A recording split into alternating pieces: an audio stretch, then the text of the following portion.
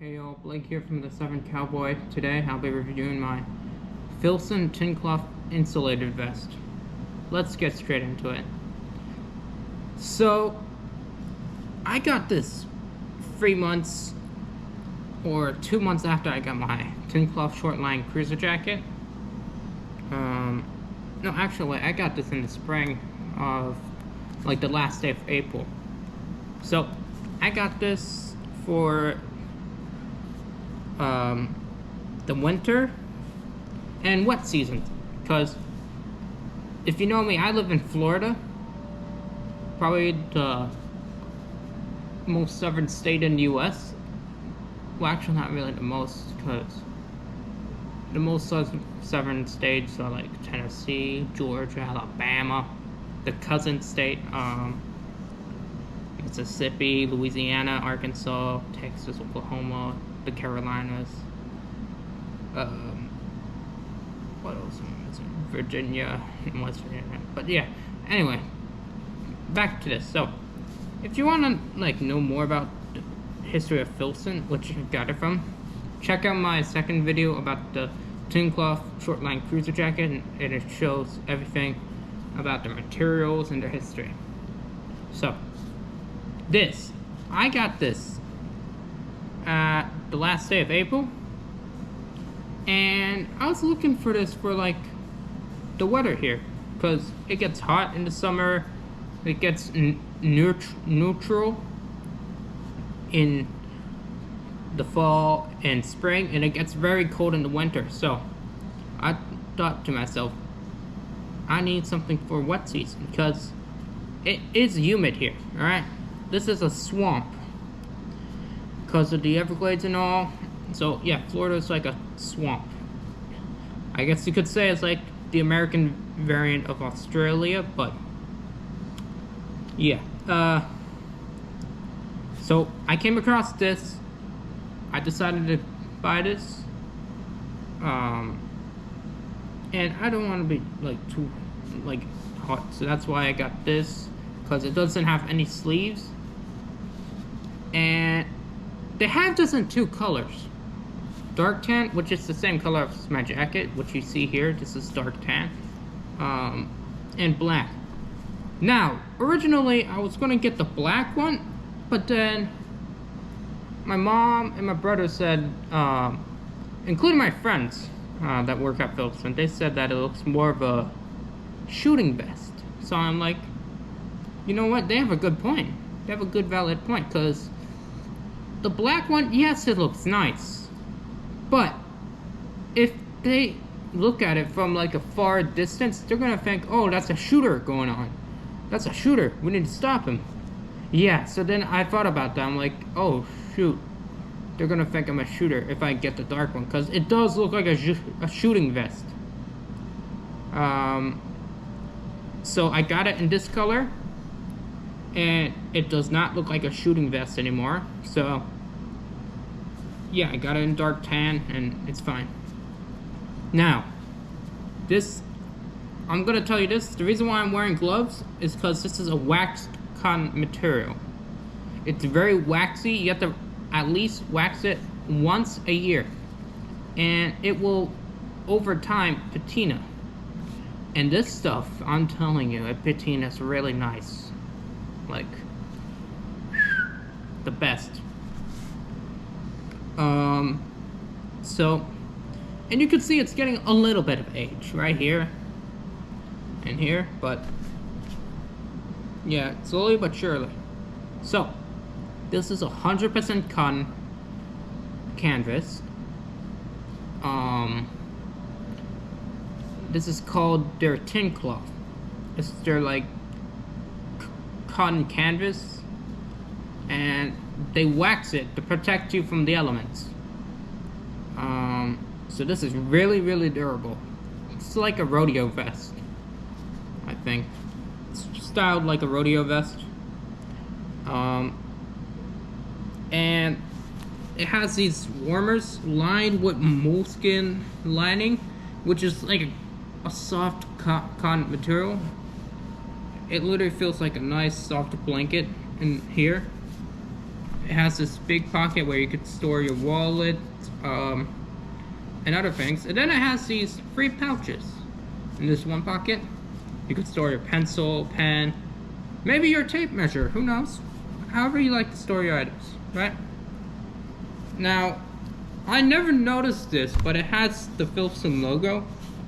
Me, I'm not a big fan of logos, but I'm letting this pass. Because you cannot really see it, so I'm fine with it. But yeah, so this is made in Bangladesh. Now, I know what you're thinking. Blake, this is made in Bangladesh, not in the USA. Yeah, that is true. Filson does have a few items that are imported and a few that are made in the USA and Canada. But here's my method. Number one, I would look at where it's made from. Because in the Seattle store and the New York flagship, like in the New York flagship and the Seattle, Washington flagship store, I would always look at the tag where it's made. That is my method. If it's made in the US, I instantly buy it. That's how I work. However, since it's made in Bangladesh, you may be thinking, oh, it must suck. No. There's a reason why I let this pass. As long as it works and does what I needed to do, I'll let it pass. I'm fine with it. Yeah, it's made in Bangladesh, but I'm fine with it. As long as it works and it gives me everything I need, I'm fine. That's my method. As long as it works for me, alright? Alright, so here's the stitching. They stitched it really good. So this is gonna last you a lifetime. The back, now the back is a little more waxed. You could see that it's starting to get some creases because I've been wearing this a few times now since it's spring. And it's very soft. Now this part is what you use to hang it. So here, let me give you a good example. You don't just put it on a hanger. They made this, have this on the back, so you could do it like this. So that's pretty clever. I like that. I like that idea. So Filson, that's not a bad idea. Now the collar is a wool collar, a knit wool collar. It's very stretchy and all, so this is going to keep your neck warm.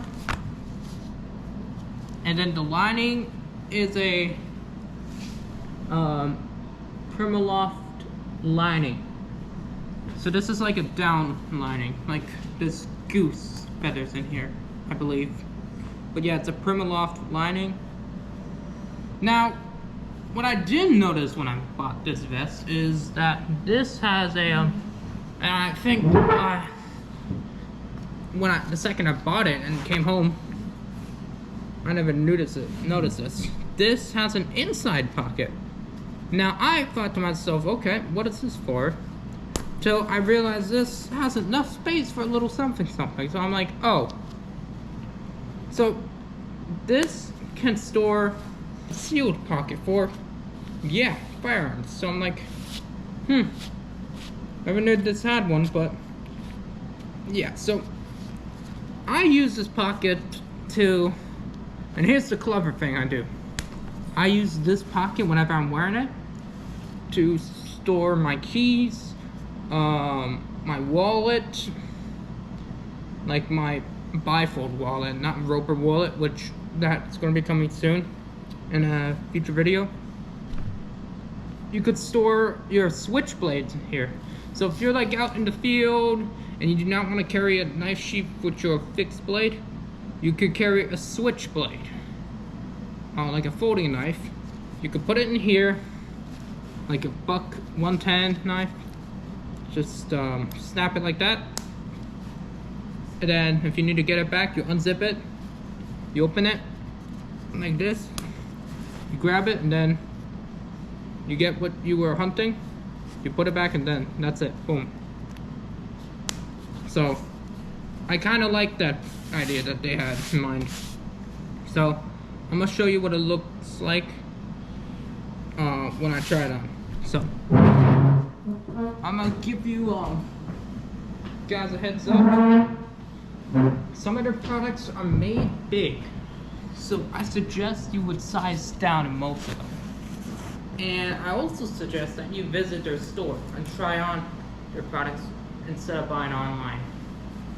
Alright, I only buy online if it's a special offer, like handmade sweaters that they use, like they do yearly. Right, so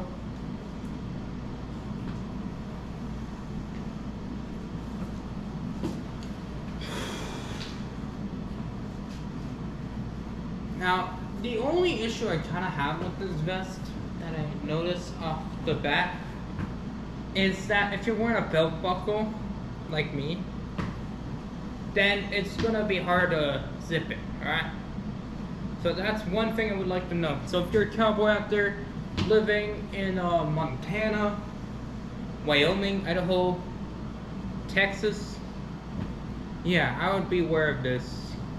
But other than that, it's fine. So this size is a small. So if you're a small like me, size up maybe a bit if you want to fit your belt buckle in it. Or, yeah, so here's what it looks like close. Now this is very tight right now because I don't wear this a lot. The items that I wear a lot are my wool vest and my tin cloth short line cruiser jacket. So this is what it looks like on me. You can see that this is a bit like broken in, but the front's not properly broken in yet. So it's hard to break in the front. You can see when you zip it in, it does that. And it has this to protect your belt, which is another thing I kind of like. So that's leather as well. Put your hands in here. You're on the ranch and just chill. But other than that, this is a nice vest to have.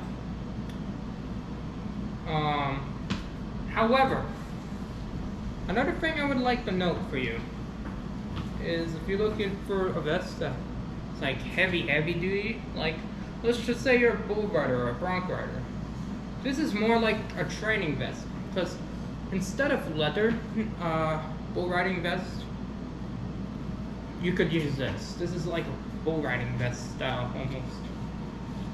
So this is really heavy duty for that. Like there's been this one story of a bull rider.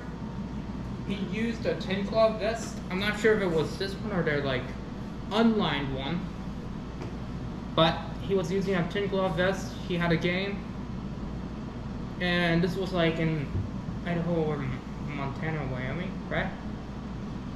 The bull stomped on him, and he thought he was dead, but he only had a few broken bones. Till he realized that this saved his life. So that's how sturdy it is. If it can handle a bull, it can handle anything. That's how sturdy their items are. Their wool jackets, their tin cloth jackets and vests, all their clothing are sturdy. But yeah, so a thing I would note is that it's going to be hard to pick up items. That's another thing I would like to note to you guys. Because let's just say I dropped something, right? It's going to be very frustrating to pick it up. Like, that frustrating. So if I drop my keys and I need to get it, I can't get it like this. It's gonna like hurt. I would have to like put my knee down and grab it. Like, it'll look like I'm tying my shoe or something or proposing. That's what it would look like. But yeah, that's another thing I would like to note. Really like this. And yeah, So here's my thoughts on this. This vest is really, really strong. And without a doubt, this can handle anything. Without a doubt. Like, as an honest man I am, this is probably the best thing to have if you're a bull rider, a bronc rider, or anyone in the rodeo industry. Or if you're ranching, or hunting, fishing, any of that. This is what you should be getting. This is so tough and strong. Like, it's phenomenal. So, my thoughts on this is, if you're looking for a ranch vest, or if you're starting to be bull riding, or bronc riding, or anyone in the rodeo industry, this is what you should be using as your training gear. And if you're a rancher, this is what, or a hunter and trapper, this is what you should be using to hunt, trap, fish, and even ranch work. So, yeah, I highly recommend this product. I hope you enjoyed the video. Make sure you like and subscribe to my channel. And tonight is also the release of my special video. Now, you're probably wondering, Blake, why did you not post Friday? Because I was a little busy Friday. I was a little tied up with something, so yeah. Hope you all enjoyed the video. Make sure you like and subscribe. And that event, like that special video, will be posted at like probably 12 a.m. tonight. So, just giving you all a heads up. So, hope you all have a wonderful day and keep it southern.